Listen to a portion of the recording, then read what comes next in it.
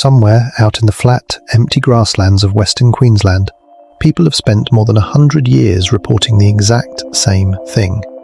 A glowing light, sometimes white, sometimes orange, sometimes a strange, shifting colour that's hard to describe, appearing out of nowhere on the horizon at night. It hovers, it bobs.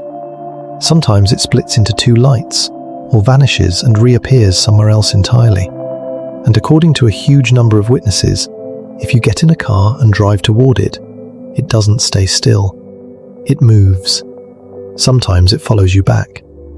They're called the Min lights, and unlike a lot of Outback folklore, this one has actually been taken seriously enough that scientists have run real experiments trying to explain it.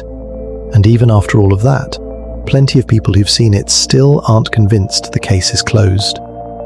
Let's start with where the name actually comes from, because the origin story alone is a little eerie.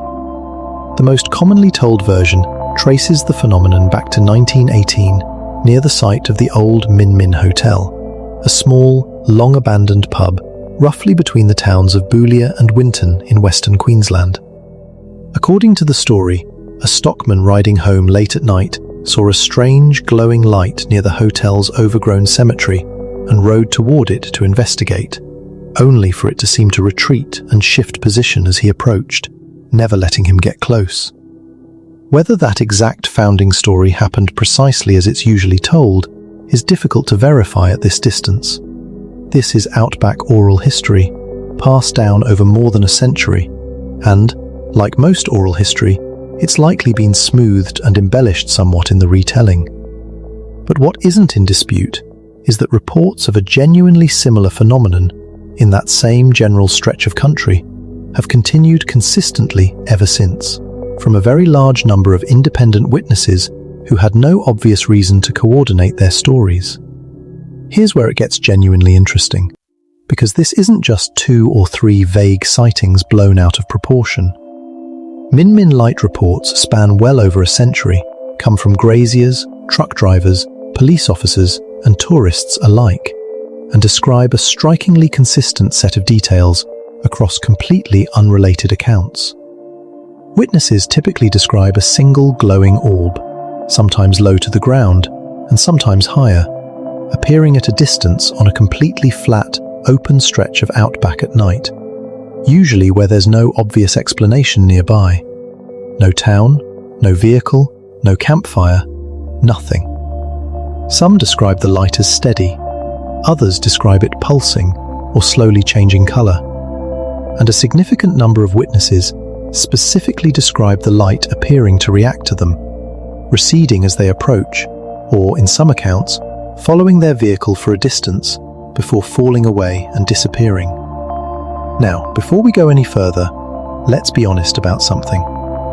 Mysterious light seen in a remote area at night is, on its own, one of the most common categories of reported phenomena anywhere in the world, and the vast majority of individual reports like this eventually turn out to have a mundane explanation. Distant vehicle headlights, aircraft, stars sitting low on the horizon, or simple disorientation in unfamiliar terrain at night.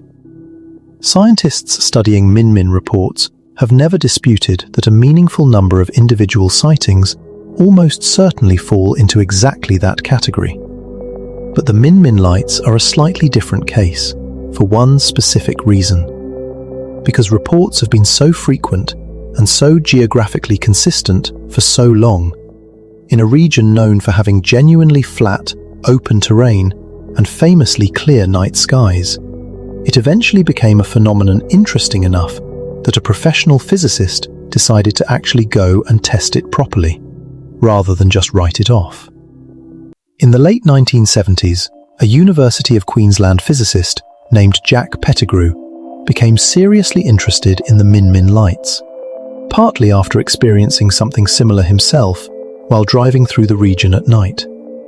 Pettigrew's explanation, published through peer-reviewed research decades later, centers on a real, well-documented atmospheric phenomenon called a temperature inversion, combined with a related effect known as a Fata Morgana mirage. Here's how that actually works. Normally, air temperature drops steadily the higher you go, but on very still, clear nights, especially over flat ground that's radiated its daytime heat away quickly, a layer of unusually warm air can sometimes sit trapped above a layer of cooler air close to the ground, essentially the reverse of the normal pattern. When that specific atmospheric layering occurs, it can act almost like an invisible lens, bending and refracting light from a source that's actually far below the horizon, well beyond normal line of sight, and projecting a distorted, shimmering, floating image of it up into view. Under the right conditions, that source could be a vehicle's headlights, a distant campfire, or even the lights of a town sitting many tens of kilometers away, far further than you'd normally be able to see any light source at all, especially across curved terrain where the horizon should completely block it. Pettigrew tested this by identifying specific known light sources, including vehicle headlights on a distant, normally invisible stretch of road, and documenting cases where those exact lights appeared to become visible as a floating, distorted glow under the right atmospheric conditions, matching witness descriptions of Min-Min sightings closely.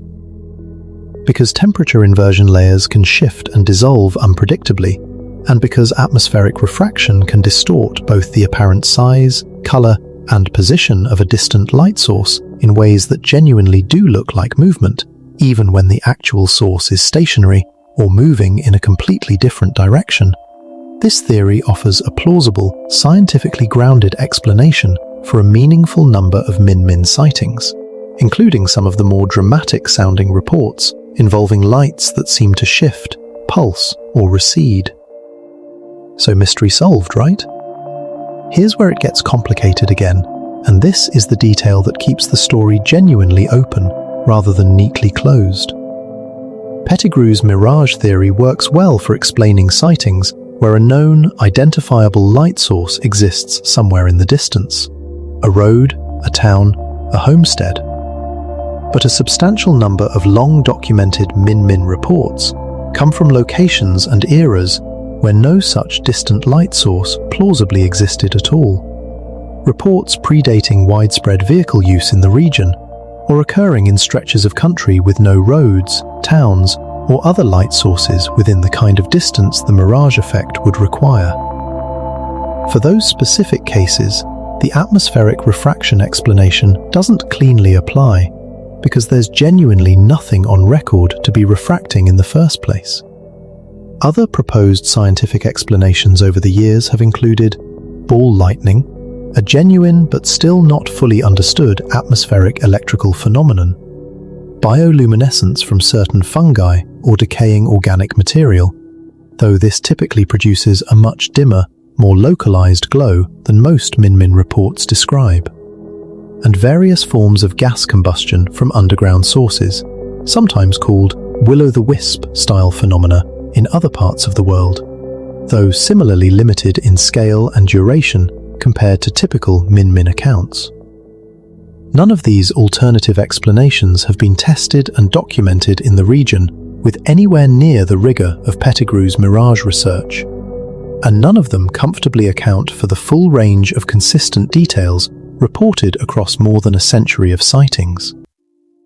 Now here's a detail that adds real depth to this story, and one that Outback folklore discussions often skip over entirely. Aboriginal oral traditions across parts of Western Queensland include accounts of similar unexplained lights in the landscape that predate European settlement in the region by a considerable margin, tied in some accounts to specific cultural and spiritual significance, rather than treated as an unexplained curiosity. This matters for a simple reason. If descriptions of a comparable phenomenon existed in the oral record before Europeans arrived with vehicles, kerosene lanterns, or any of the modern light sources that Pettigrew's mirage theory depends on refracting, that suggests whatever people were originally describing may not be fully explainable purely as a refracted image of modern artificial light. It doesn't rule out an atmospheric explanation entirely. Genuine light sources like distant lightning, meteors, or even reflected moonlight off water could theoretically be involved in some pre-settlement accounts. But it does mean the full picture may be somewhat older and somewhat more complicated than confused travelers seeing distant headlights fully accounts for. The town of Boulia, generally considered the unofficial home of the phenomenon, has leaned into its reputation rather than run from it. The Boulia Shire built a dedicated visitor attraction called the Min Min Encounter, opened in the early 2000s, which walks visitors through the various sighting accounts and scientific theories using an animatronic, theatrical presentation rather than claiming to offer a single, definitive answer. It's a genuinely rare example of a small rural council building tourism infrastructure directly around an unsolved mystery, instead of insisting on a tidy explanation. And it draws a steady stream of visitors specifically because the ambiguity is the appeal, not a problem to be fixed. And the sightings haven't stopped. Reports continue to surface periodically in local and regional media, generally describing broadly consistent details. A glowing orb on the horizon at night, on flat, open country, sometimes moving, sometimes not, almost always impossible for the witness to explain afterward with total confidence. Modern witnesses now routinely have access to smartphones, and a number of people have attempted to photograph or film Min Min lights over the years, but the results have generally been inconclusive, either too distant and low resolution to show clear detail, or capturing something that could plausibly be a distant vehicle, a star, or genuine atmospheric distortion, without settling the question either way. So where does that actually leave things? A real, well-documented atmospheric mechanism exists that can explain a meaningful number of Min Min sightings involving genuine distant light sources under specific weather conditions. Verified, tested, and published through legitimate peer-reviewed physics research, which is more scientific rigor than most unexplained phenomena anywhere in the world ever receive. At the same time, a persistent, separate category of reports, some predating the light sources the mirage theory depends on, some occurring in locations where no plausible distant light source has ever been identified, remains genuinely unaccounted for by that same explanation. Aboriginal oral tradition describing a broadly similar phenomenon predates European settlement of the region entirely, suggesting whatever's actually being described may be older and possibly more varied in its underlying causes than any single tidy explanation currently covers. And maybe that's the most honest way to end this one. Unlike a lot of unexplained Australian mystery content online, this isn't actually a case of scientists refusing to look at the evidence or officials covering something up. A real physicist ran a real, rigorous study and found a real, testable mechanism that genuinely explains a lot of what's been reported. It's just that a lot isn't quite all of it, and the gap between those two words, sitting out there on the flat, dark grasslands west of Boulia, is still exactly wide enough for something to keep glowing on the horizon, refusing to fully explain itself, more than 100 years after the first rider chased it and never quite caught up.